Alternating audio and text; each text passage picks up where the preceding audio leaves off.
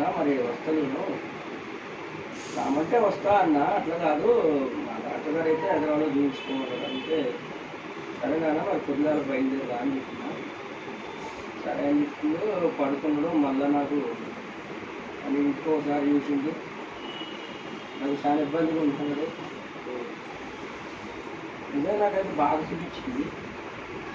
నేను ఇష్టం నాన్న రామంటే వస్తాను మళ్ళీ అన్న అన్న తర్వాత నేను పడుకున్నా నాకైతే మామూలుగానే చెప్పిండు ధైర్యంగానే పడుకున్నా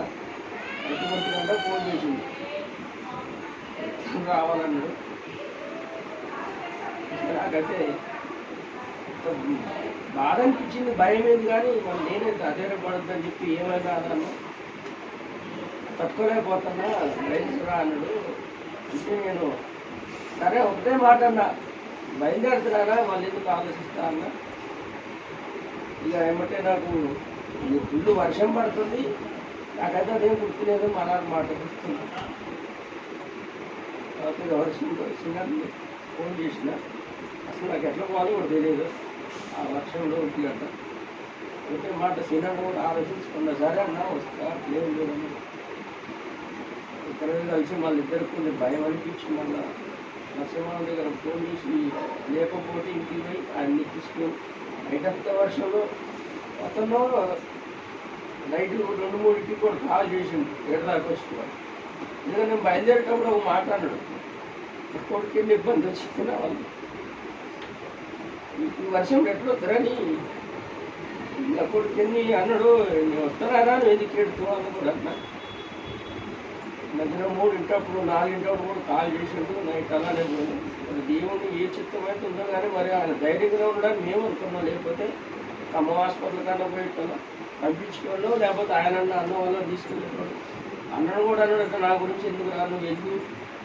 నువ్వు పోయి పడుకోరా నా గురించి తెలియదు నేను ఉంటుందే అని అన్నాడు అది తెల్లారని పోను ఇక పోగానే ఇంటికి ఆడి పోగానే దూరం కూడా చూస్తే ఇల్లు అంతా ఇంటికి నాకు ఆవిడ గుడ్డ పోయింది నైట్ అంతా మాట్లాడి ఇంత జనం ఉన్నారు ఇంటి ముందని నేను బాగానే నా డేట్కి వచ్చింది నేను మా నాన్న నేర్చింది ఆయన ఇచ్చుకున్నాను ఇలా ప్రాణం మా గురించి ఉందో లేదో తెలియదు కానీ మళ్ళీ నారాయణ కూర్చొని ఇచ్చినాం ఇక అలానే నా కళ్ళ ముందే అన్నీ జరిగినాయి ప్రాణం కూడా నా కళ్ళ ముందు జరిగింది నిజంగా ఎంతో మనాలైతే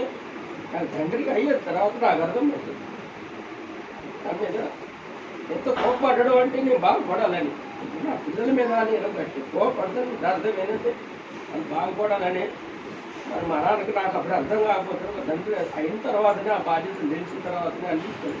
అంటే అంత కోపం అంత నా మీద ద్వేషం ఎందుకంటే నేను ఏడు పెట్టుకోవద్దాన్ని శ్రమలు పడ్డాను నా గురించి కూడా నేనైతే నిజంగా బాధ్యత లేకుండా ఉన్నా ఆ టైంలో ఏ టైం వచ్చి పడుకునేది కూడా తెలియదు మరి ఒక తండ్రిగా నాకు కూడా ఇప్పుడు నా పెళ్ళి అలా కొంచెం లేట్ వచ్చినా ఇక్కడ పోయినా నేను అరుస్తున్నట్టు అర్థం ఏంటంటే ఆ రోజు మా నాన్న కూడా నన్ను అలానే చెప్పేటోడు అప్పుడు నాకు తెలియదు ఎలా అని నా మీద ఊరిలో కోపడుతున్నారు అనుకోండి కానీ నా పిల్లలు పెద్దగా అయ్యాక నా బాధ్యతను నిలిచి వీళ్ళ మీద కోపడుతున్నట్టు మా నాన్న నా గురించి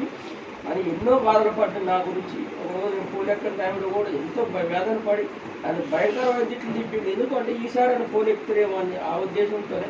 నిజంగా నాకు ఇప్పుడు ఇంకా కొన్ని సంఘటనలు చూస్తే నిజంగా నాకు ఎన్నో బాధాకరం అనిపిస్తుంది నేను కూడా ఎంతో కఠినంగా ఉండడం మా నాన్న మీద అనుకున్నా బాధ్యత తెలిసిన తర్వాత ఆ స్థానంలోకి వచ్చాక అర్థమవుతుంది ఆయన ఎంత బాధపడి ఉంటుంది నా వాళ్ళని నిజంగా దేవుడికి పోవాలైతే నేను ఇప్పుడు అయితే మంచిగానే ఉన్నా ఆయన చెప్పే విధంగానే ఉంటున్నా ఇప్పుడైతే అప్పుడు కొంచెం బాధ్యత లేకపోయినా కానీ నా పిల్లల విషయంలో కానీ ఇలాగా నా మనాలైతే నా పిల్లల గురించి ఎలా కోరుకుంటాను నేను అలాగే కోరుకుంటాను నా పిల్లలు చదువులోనూ అన్నింటిలో సమాజంలో